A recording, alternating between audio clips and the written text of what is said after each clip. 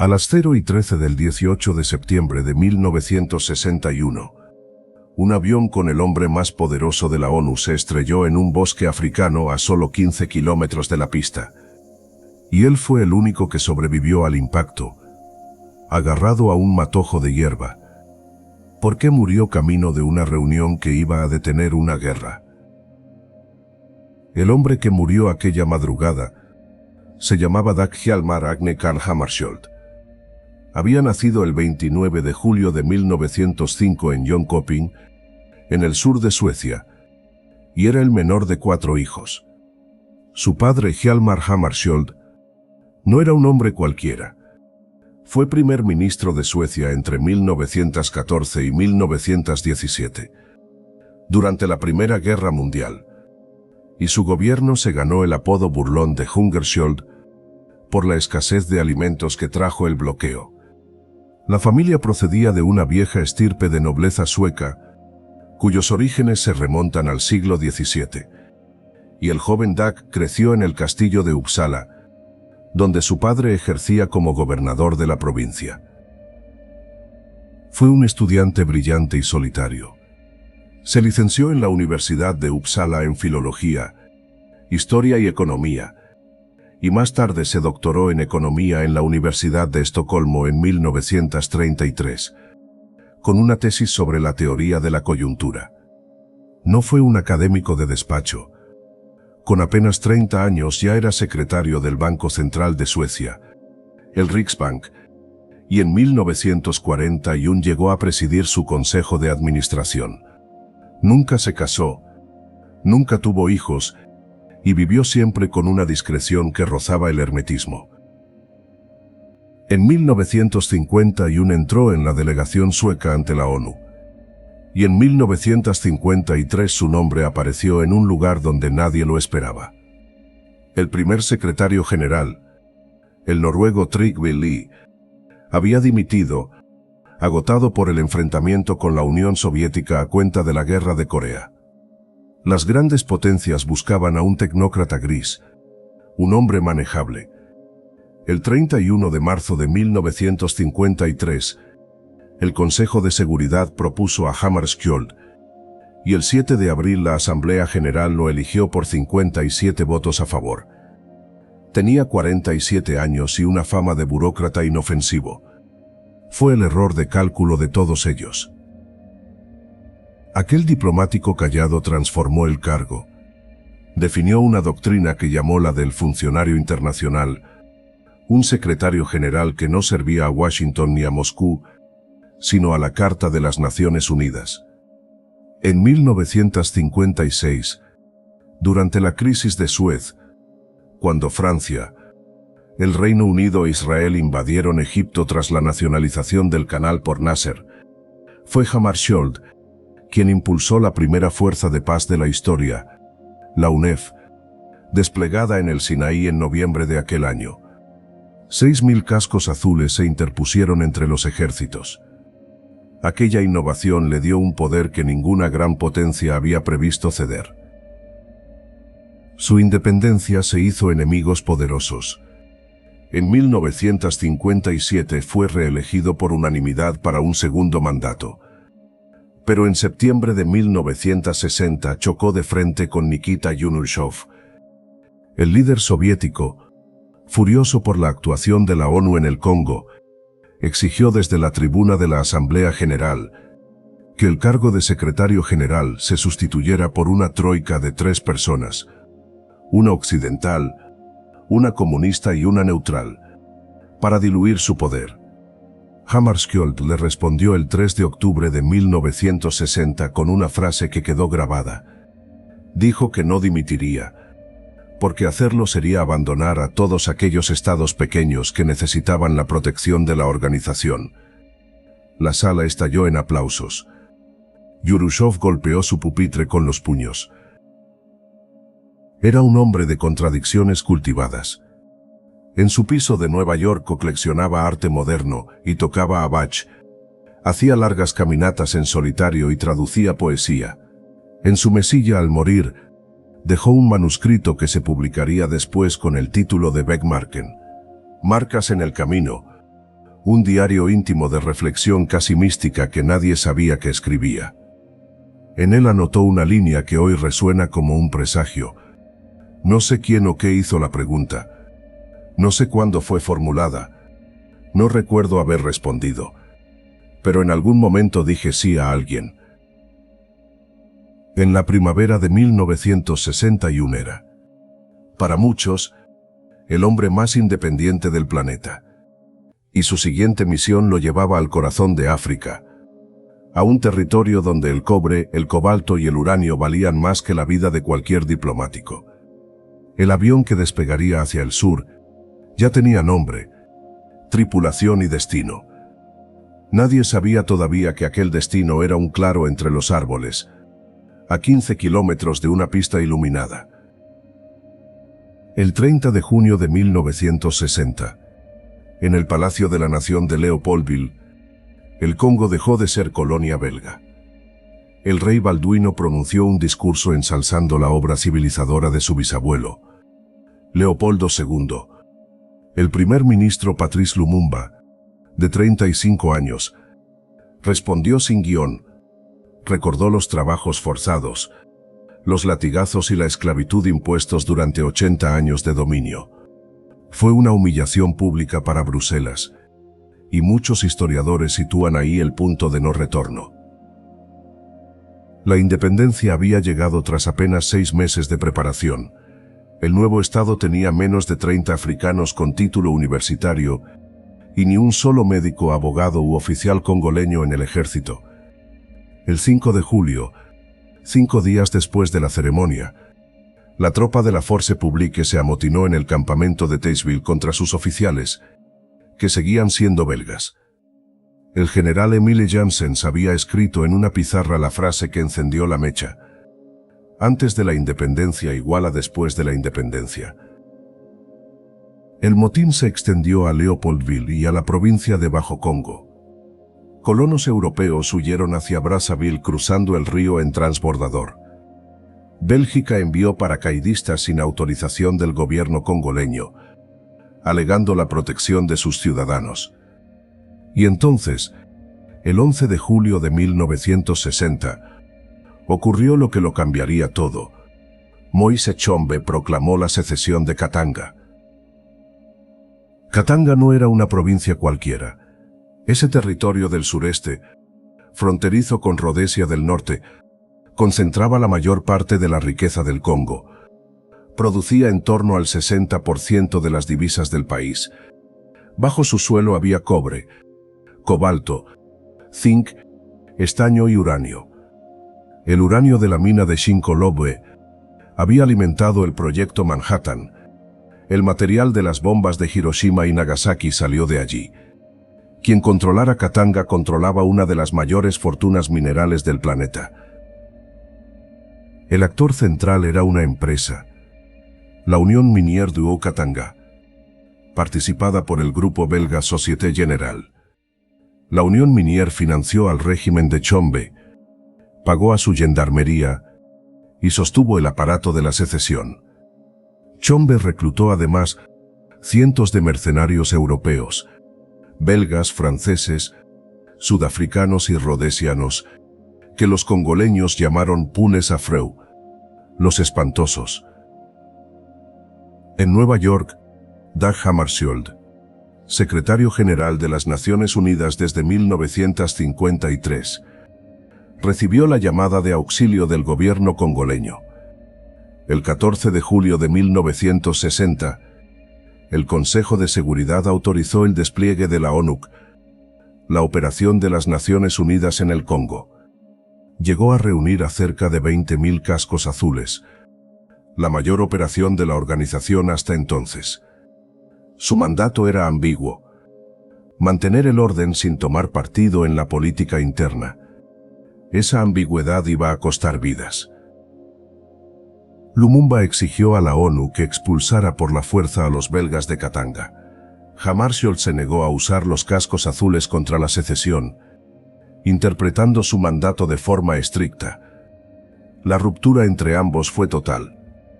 Desesperado, Lumumba pidió ayuda militar a la Unión Soviética, que envió aviones y camiones. Aquel gesto lo condenó a los ojos de Washington. La CIA lo marcó como una amenaza. El 5 de septiembre de 1960, el presidente Joseph Kasavubu destituyó a Lumumba por radio. Semanas después, el 14 de septiembre, un joven coronel llamado Joseph Désiré Mobutu dio un golpe y neutralizó al gobierno. Lumumba quedó bajo arresto domiciliario, custodiado por cascos azules por fuera y por soldados de Mobutu por dentro. En noviembre intentó huir hacia Stanleyville. Lo capturaron y el 17 de enero de 1961 fue trasladado en avión precisamente a Katanga, entregado a sus peores enemigos. Aquella noche, Patrice Lumumba fue fusilado cerca de Elizabethville junto a 2 compañeros.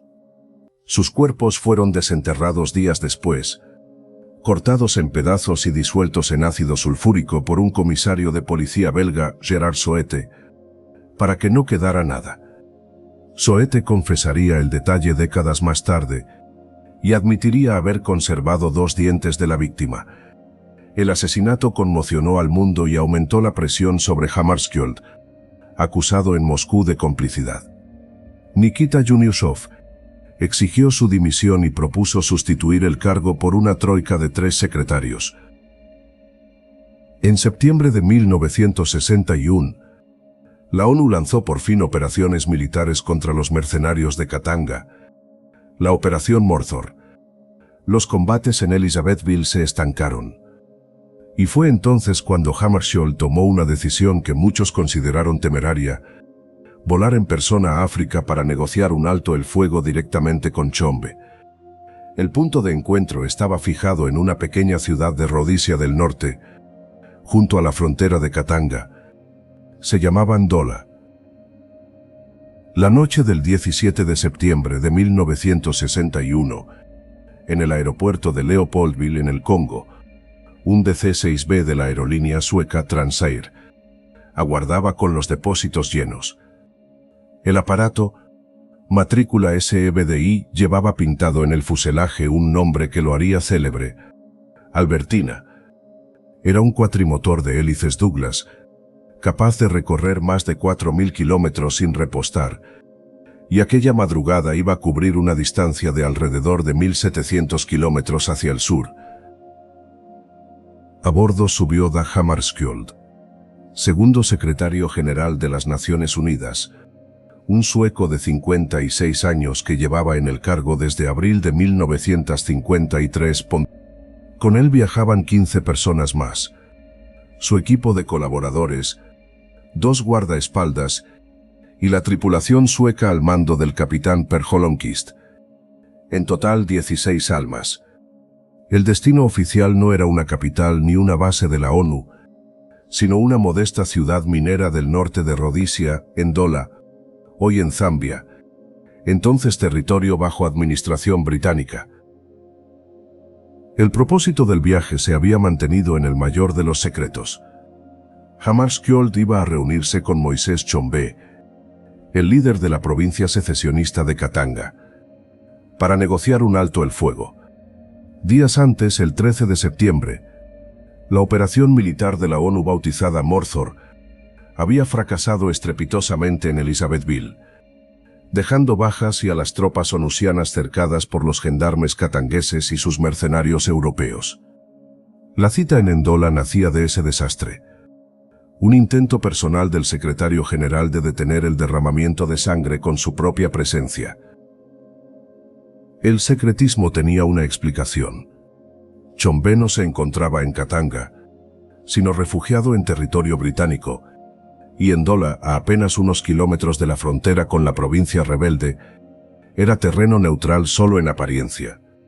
Las autoridades de Rhodesia, encabezadas por Sir Roy Welensky, primer ministro de la Federación de Rhodesia, y Nyasalandia, simpatizaban abiertamente con la secesión katanguesa.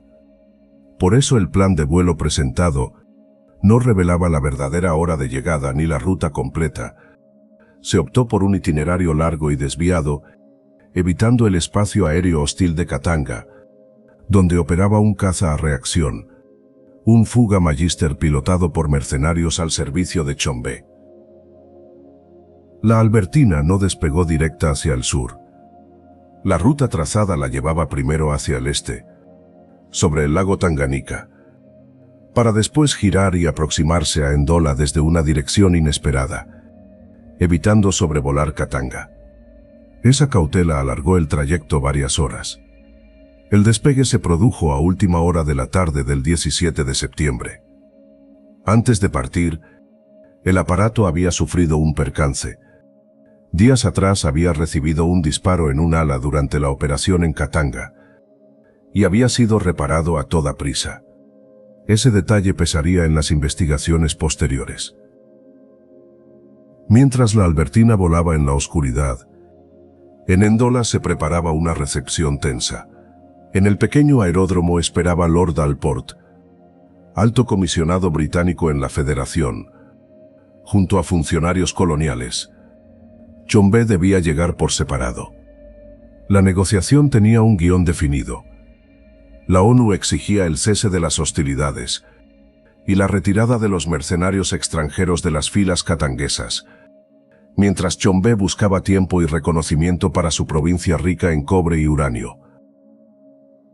Porque ahí residía el nudo de todo el viaje. Katanga producía una porción enorme del cobre mundial, y sus minas, controladas por la poderosa compañía Union Minière du Katanga, de capital belga, generaban una fortuna que financiaba directamente la gendarmería de Tshombe. El uranio de Shinkolobwe, en esa misma provincia, había alimentado años antes el proyecto atómico estadounidense. El alto el fuego que Hammarskjöld iba a negociar amenazaba ese flujo de dinero.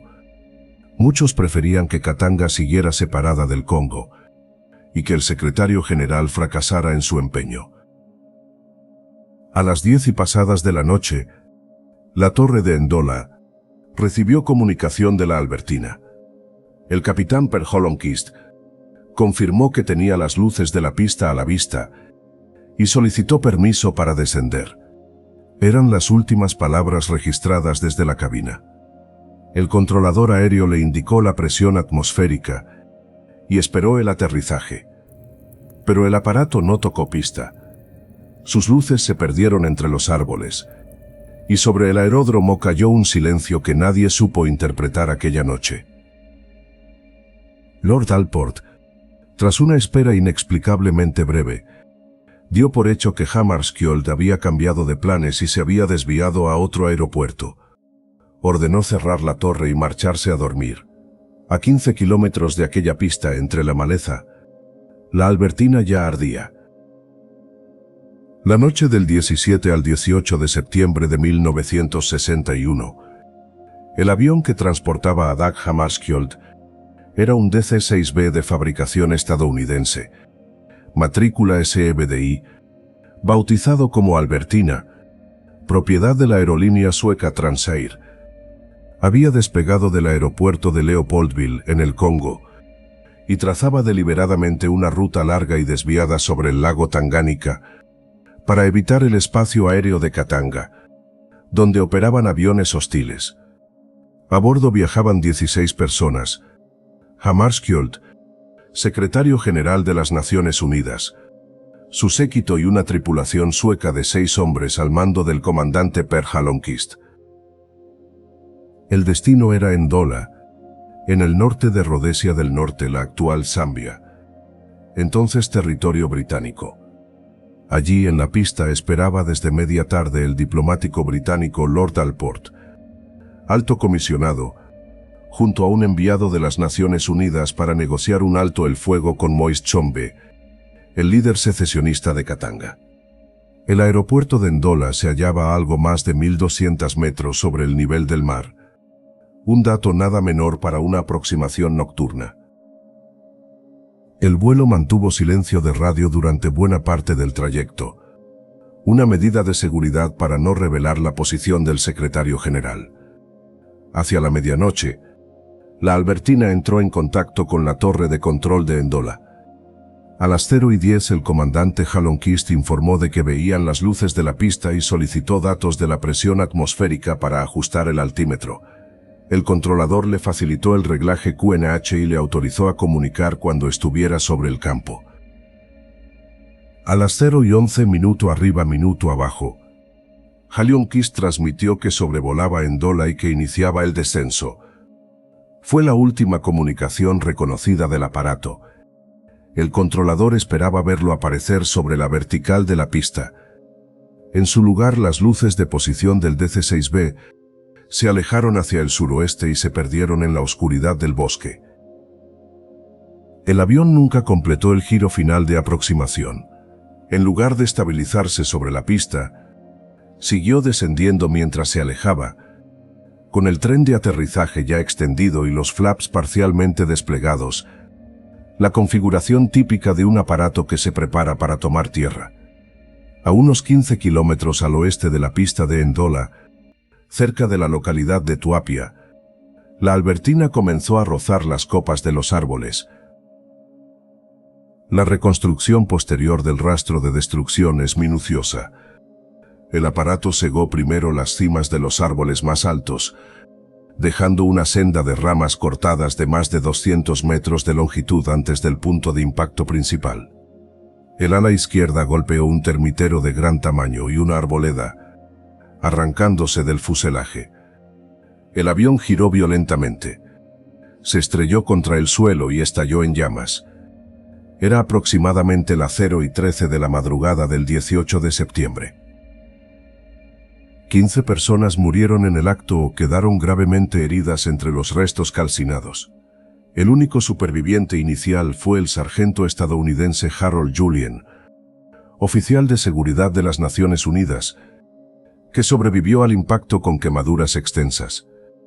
Sería rescatado con vida, pero fallecería en el hospital de Ndola 6 días después, el 24 de septiembre. El cuerpo de Hammarskjöld apareció apartado del fuselaje principal, recostado contra un termitero, prácticamente sin quemaduras, con una mano aferrada a un matojo de hierba, como si hubiera sido despedido en el momento del impacto o hubiera intentado arrastrarse. En su cuerpo se hallaron múltiples fracturas y hemorragias internas compatibles con un choque brutal. Junto a él se recuperó un ejemplar del libro Ich und Du, de Martin Buber, cuya traducción al sueco estaba realizando en sus últimas semanas. Lo más inquietante del cronograma es lo que no ocurrió esa noche. Aunque las luces del avión desaparecieron poco después de las 0:11, y aunque hubo quien vio un resplandor sobre el bosque, la torre de Ndola no declaró la emergencia de inmediato. El aeropuerto se cerró en las horas siguientes. La búsqueda oficial y sistemática no comenzó hasta bien entrada la mañana del 18 de septiembre, más de 9 horas después de la última transmisión. Los restos humeantes de la Albertina fueron localizados alrededor de las 15 de esa tarde, cuando un piloto de reconocimiento avistó la columna de humo apagándose entre los árboles a 15 kilómetros de la pista. Para entonces, algunos habitantes de Tuapia llevaban horas afirmando que habían visto y oído cosas aquella noche que la versión que se estaba fraguando en Ndola no contemplaba en absoluto. 3 investigaciones se ocuparon de averiguar qué había ocurrido a las afueras de Ndola, y las 3 dejaron más preguntas que respuestas. La primera fue una investigación técnica de la Rhodesian Board of Investigation, abierta por las autoridades de la Federación de Rhodesia y Nyasalandia, apenas días después de que el DC-6B sueco, el Albertina matrícula SEBDI de la compañía Transae Sweden, se estrellara en la madrugada del 18 de septiembre de 1961. El aparato transportaba a 16 personas. 15 murieron aquella misma noche. El único superviviente, el sargento de seguridad Harold Julian, agonizó durante 5 días en el hospital de Ndola antes de fallecer el 23 de septiembre. La segunda fue una comisión de investigación federal, la Rhodesian Commission of Inquiry, presidida por el juez rhodesiano Sir John Claydon. Sus audiencias comenzaron en enero de 1962 en Salisbury, la capital de la Federación, hoy Harare. La tercera y última fue la Comisión de las Naciones Unidas, integrada por 5 miembros y creada por resolución de la Asamblea General el 26 de octubre de 1961, que revisó todo el material y presentó su informe en abril de 1962. Las dos primeras se inclinaron por una misma conclusión dominante: el error del piloto. Según esa versión, el capitán Per Halionquist, al aproximarse al aeropuerto de Ndola alrededor de la medianoche, habría descendido demasiado pronto y demasiado bajo, hasta que el ala izquierda golpeó las copas de los árboles a unos 15 kilómetros de la pista. El avión se estrelló en una zona de bosque, cerca de una carbonera, y ardió. La Rhodesian Board of Investigation lo llamó descenso controlado hasta el impacto contra el terreno, la fórmula técnica para un piloto que vuela contra el suelo sin saberlo. La comisión de Sir John Claydon fue más lejos. Descartó de forma explícita el sabotaje, el ataque desde el aire y el derribo. En su informe escribió que no había pruebas de intervención hostil. Pero la propia Comisión de la ONU, que examinó los mismos hechos, se negó a afirmar esa certeza. Su conclusión fue notablemente más cauta. Declaró que no podía determinar la causa y dejó abiertas todas las hipótesis, incluido el ataque externo. 3 comisiones, 2 veredictos incompatibles, y las contradicciones que ninguna de ellas resolvió empiezan por el cuerpo del propio Hammarskjöld. El secretario general fue hallado apartado de los restos incendiados, recostado contra un termitero casi intacto, con la mano aparentemente aferrada a la hierba. Su cadáver era el único que no presentaba quemaduras graves. En su cuello se describió una herida, y en autopsias posteriores se mencionó un objeto que algunos identificaron como un fragmento parecido a un naipe hallado sobre su cuerpo. Un detalle que nunca se explicó del todo. El testigo cuyas palabras más incomodaban era el sargento Harold Julian, el único que sobrevivió al impacto.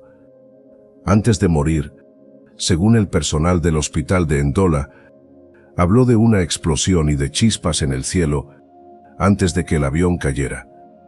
La versión oficial del error del piloto no dejaba sitio a ninguna explosión previa. Sus declaraciones fueron consideradas producto del delirio y del shock. Había otro problema mayor: el retraso. El avión desapareció de madrugada, pero la búsqueda oficial no se lanzó de forma seria hasta más de 9 horas después. Ya bien entrada la mañana del 18 de septiembre, pese a que el aeródromo de Ndola sabía que el aparato debía aterrizar allí. Los restos estaban a 15 kilómetros del propio aeropuerto. El comandante británico de la RAF y las autoridades rhodesianas tardaron toda la mañana en localizar unos restos que ardían casi a la vista de la torre. Estaba además la cuestión de las fotografías. Se afirmó que existían imágenes del avión aún en vuelo, aparentemente en llamas, tomadas por testigos africanos en la zona de Ndola. La Rhodesian Commission apenas les concedió valor.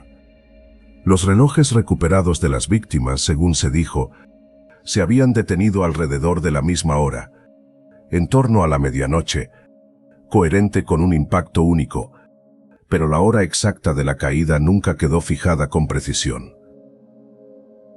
La torre de control de Ndola registró comunicaciones con el Albertina en sus últimos minutos, cuando el capitán Halionquist confirmó que tenía las luces de la pista a la vista y que iniciaba el descenso. Fue el último mensaje. Después silencio, y una investigación que decidió que un piloto veterano, con miles de horas de vuelo, había volado sencillamente demasiado bajo. Los testigos que vieron algo muy distinto aquella noche aún no habían sido escuchados. A 15 kilómetros de la pista de Ndola, en la sabana rala de Rhodesia del Norte, vivía gente que la comisión oficial jamás quiso sentar frente a un micrófono. Eran carboneros africanos, hombres que pasaban las noches vigilando las pilas de leña que ardían lentamente para producir carbón vegetal.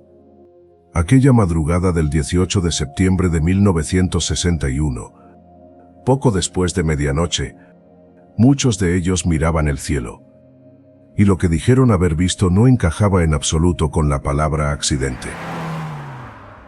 Uno de esos hombres se llamaba Steven Chisanga. Contó que vio un avión grande sobrevolar la zona, y sobre él otra aeronave más pequeña que lanzaba destellos hacia el aparato mayor. Otro testigo, Custon Chipoya, cortador de leña, describió dos aviones, uno en llamas antes de tocar el suelo. Dixon Buleni, también de la zona, aseguró haber visto un segundo avión más pequeño que seguía al DC-6 sueco, el Albertina, matrícula SBDI, en el que viajaba Dag Hammarskjöld, segundo secretario general de las Naciones Unidas.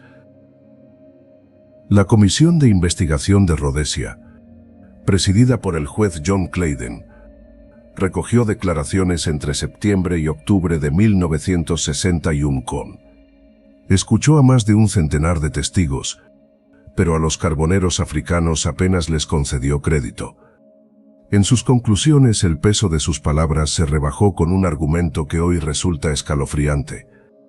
Se dio a entender que aquellos hombres no sabían distinguir bien las horas, ni las distancias, ni la diferencia entre un avión y otro. El testimonio de un europeo valía, el de un africano casi nada. Sin embargo, no todos los que hablaron de un segundo avión eran carboneros. Timothy Kankasa, funcionario local de Tuapia, un suburbio a las afueras de Ndola, declaró que él y su esposa vieron el aparato en el aire y luego un resplandor.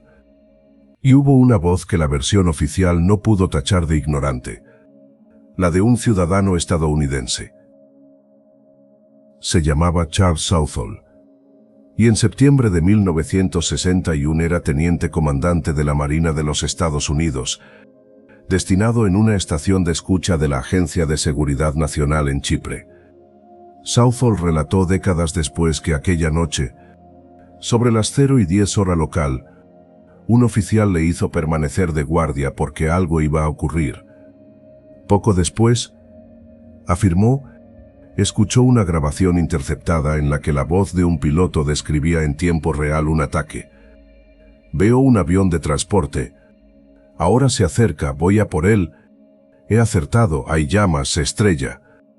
Southall entregó su relato al segundo intento de investigación de la ONU, pero la cinta que dijo haber oído nunca apareció. Otro testimonio incómodo llegó desde el propio hospital. Harold Julian, guardaespaldas estadounidense de Hammarskjöld y único superviviente inicial del choque, sobrevivió unos 5 o 6 días con quemaduras graves antes de morir el 23 de septiembre de 1961.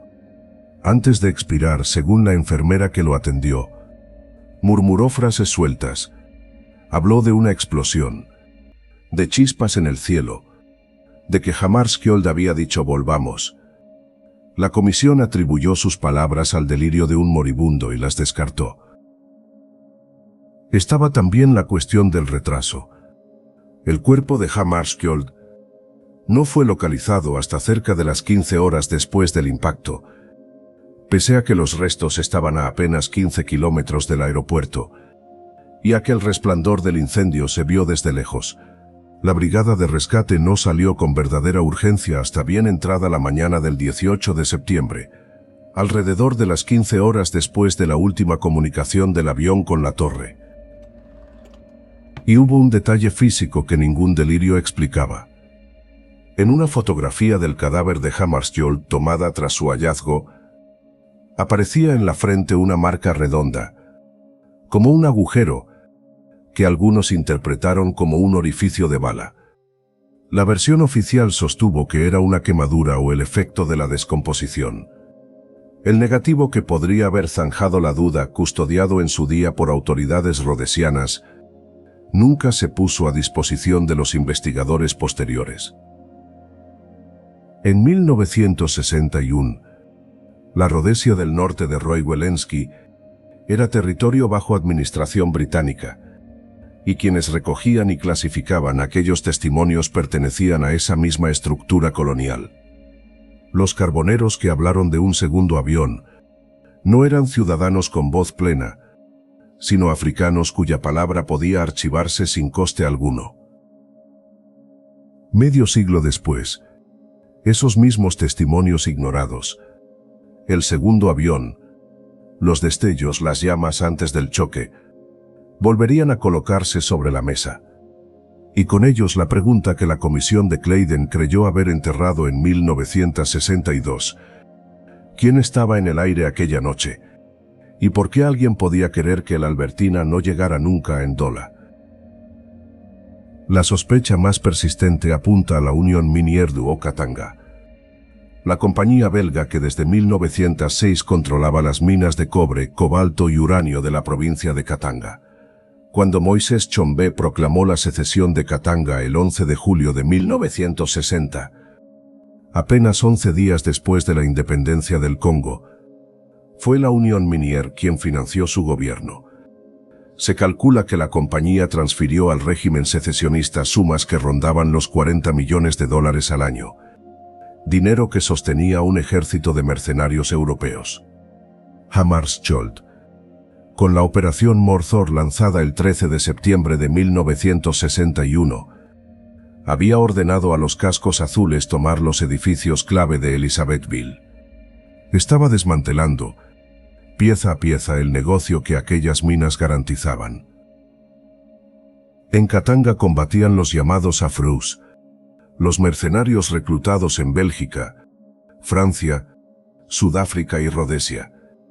Entre ellos figuraba Roger Fouques, antiguo oficial de la Legión extranjera francesa, y hombres pagados con los fondos de Tshombe para pilotar los escasos aviones de guerra katangueses. Y ahí está el detalle que alimenta la teoría del derribo. La Fuerza Aérea de Katanga contaba con al menos un caza a reacción operativo, un Fuga Magister noningentésimo 170, un aparato de fabricación francesa, que ya el 13 de septiembre había ametrallado posiciones de la ONU en Elizabethville.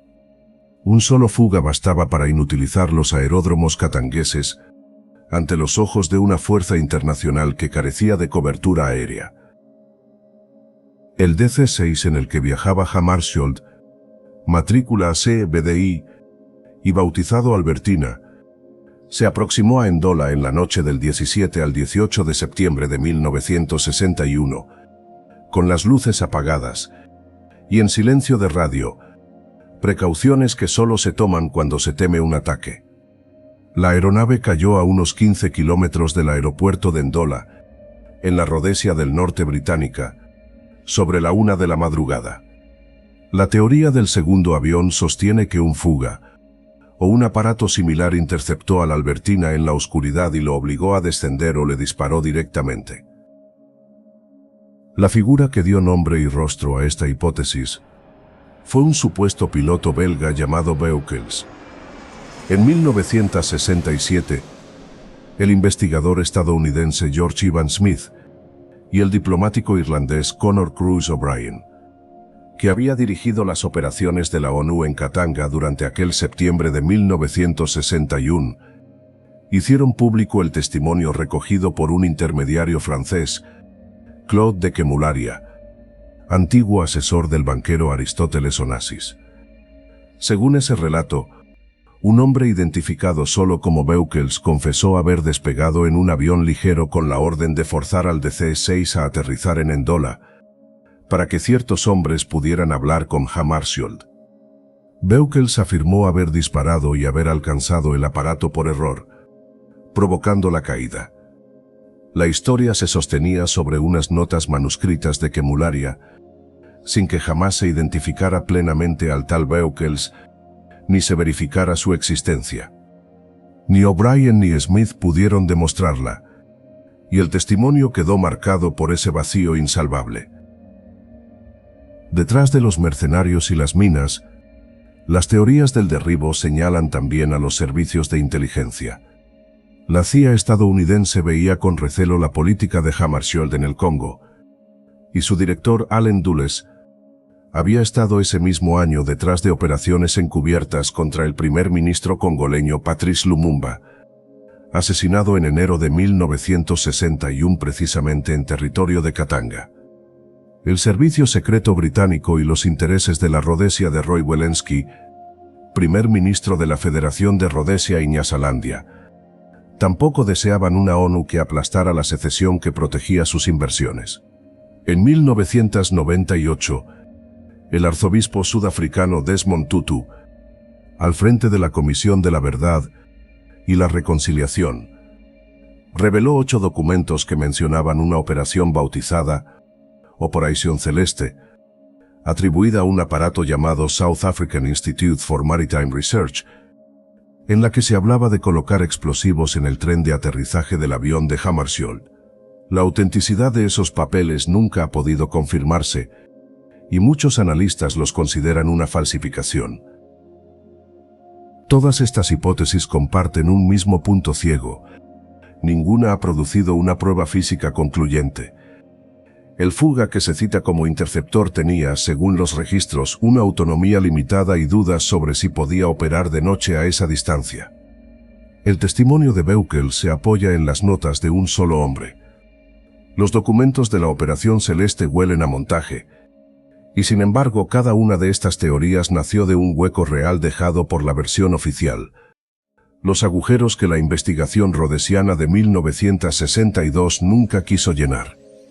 Porque había personas en la selva de Ndola aquella noche que aseguraban haber visto un segundo avión y un destello en el cielo, y a esas personas nadie las escuchó. Durante más de medio siglo, el veredicto de error del piloto permaneció como la última palabra oficial, hasta que un jurista neerlandés, Hans Corell, antiguo asesor jurídico de las Naciones Unidas, y un grupo de figuras internacionales decidieron que el expediente no podía quedar cerrado.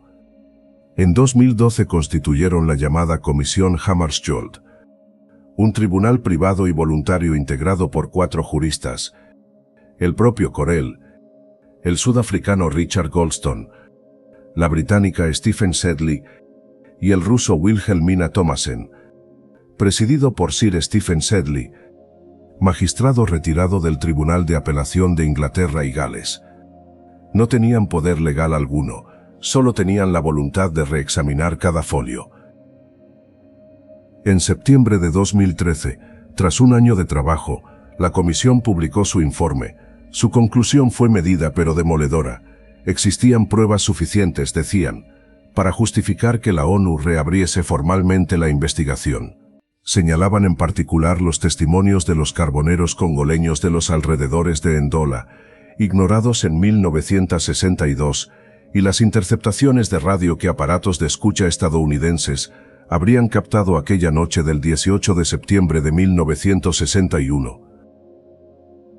El informe llegó a Nueva York, y algo excepcional ocurrió.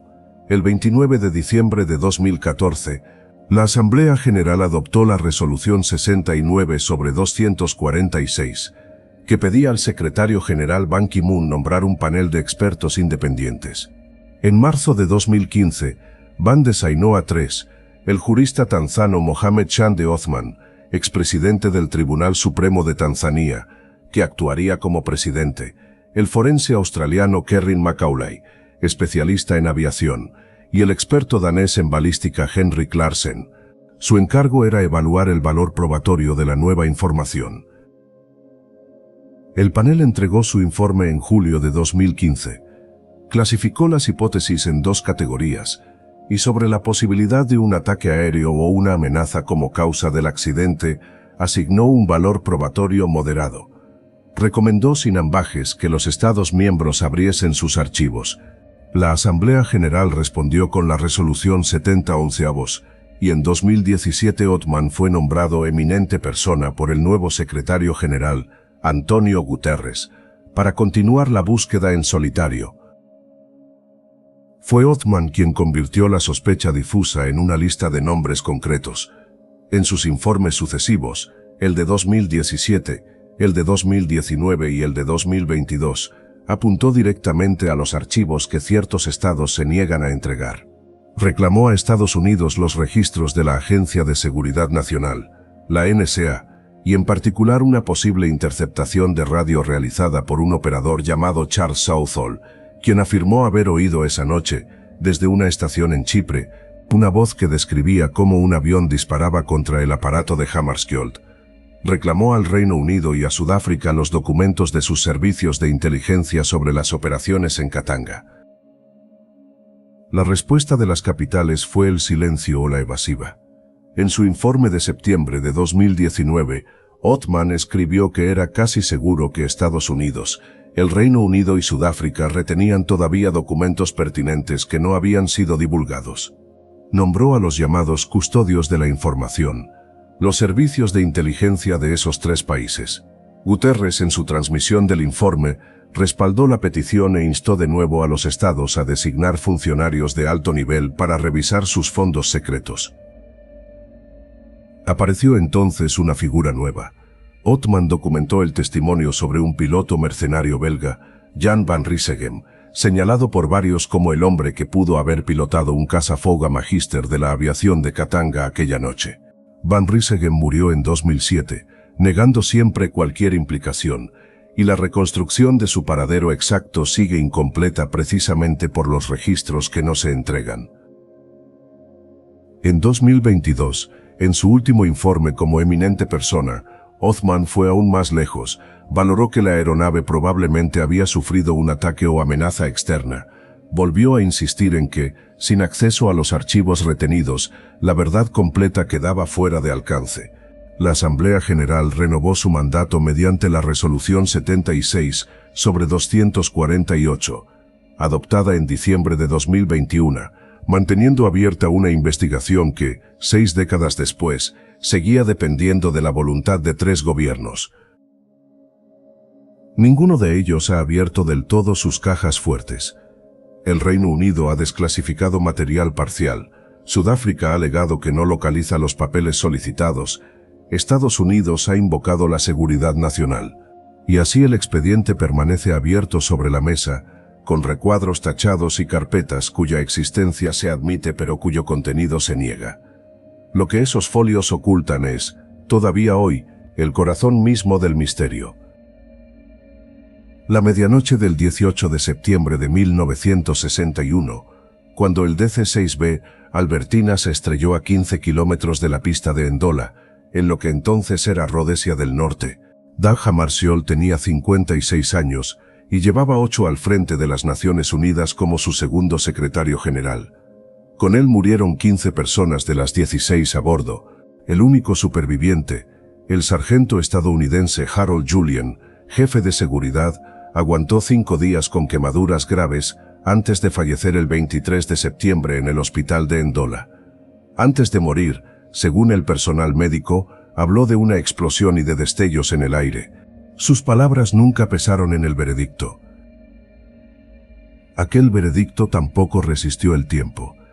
La Asamblea General de la ONU, en su resolución 1759 del 26 de octubre de 1961, abrió una investigación propia. En 1962 concluyó que no podía descartarse ni el sabotaje ni el ataque. Y ahí quedó, en un limbo durante décadas.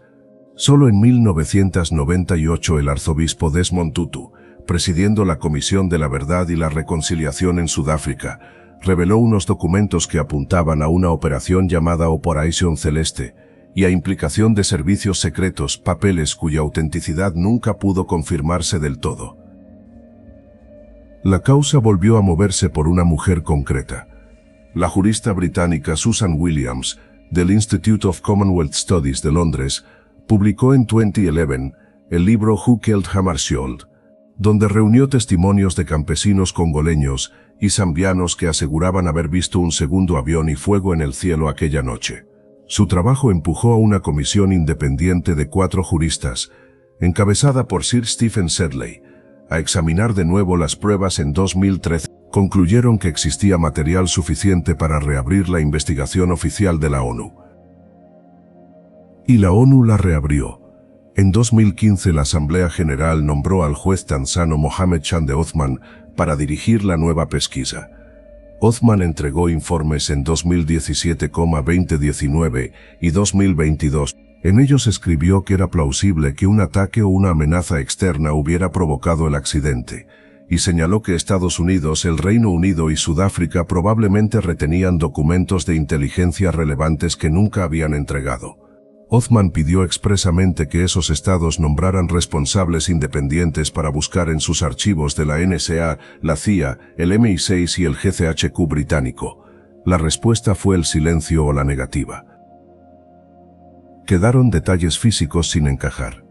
Al cadáver de Hammarskjöld, hallado a cierta distancia de los restos incendiados y con la ropa relativamente intacta, algunos testigos afirmaron haberle visto un naipe, un as de picas colocado sobre el cuerpo o el cuello, un gesto que en jerga militar significaba una muerte marcada. La radiografía original de su cráneo, que podría haber esclarecido si hubo un impacto anterior al fuego, desapareció de los archivos suecos. Los relojes de las víctimas se detuvieron poco después de la medianoche. Persiste el motivo. Aquella noche Hammarskjöld volaba a Ndola a negociar un alto el fuego con Moise Tshombe, líder de la provincia secesionista de Katanga, cuyo cobre y uranio alimentaban a la Union Minière du Haut-Katanga, la compañía belga que financiaba la rebelión. La operación de la ONU en el Congo, la ONUC, chocaba de frente con esos intereses mineros y con las potencias coloniales que los amparaban. Un hombre que estorbaba a demasiada gente poderosa murió justo cuando su avión debía descender. El legado sobrevivió al misterio. En diciembre de 1961 Hammarskjöld recibió, a título póstumo, el Premio Nobel de la Paz, el único concedido de ese modo en la historia del galardón. El presidente estadounidense John F. Kennedy le llamó el mayor estadista de nuestro siglo. Su nombre quedó grabado en la Plaza Dag Hammarskjöld de Nueva York, junto a la sede de la ONU, y en una capilla de meditación que él mismo diseñó en aquel edificio. Más de 6 décadas después, la caja negra nunca apareció. Los 5 días de agonía de Harold Julian nunca se investigaron a fondo. Los archivos de inteligencia de 3 estados siguen cerrados. Cada comisión que ha mirado de cerca, la de Sedley, la de Othman, ha llegado a la misma conclusión incómoda. El error del piloto es la explicación que menos pruebas sostienen y más silencios exige. Un accidente no necesita que 3 gobiernos oculten sus expedientes durante 60 años. ¿Qué creéis que esconden todavía los archivos de la CIA, el MI6 y los servicios sudafricanos sobre aquella noche en Ndola? Dejádmelo en los comentarios. Y si os gustan las historias que se resisten a quedar cerradas, suscribíos para seguir buscando juntos las respuestas que alguien prefirió enterrar.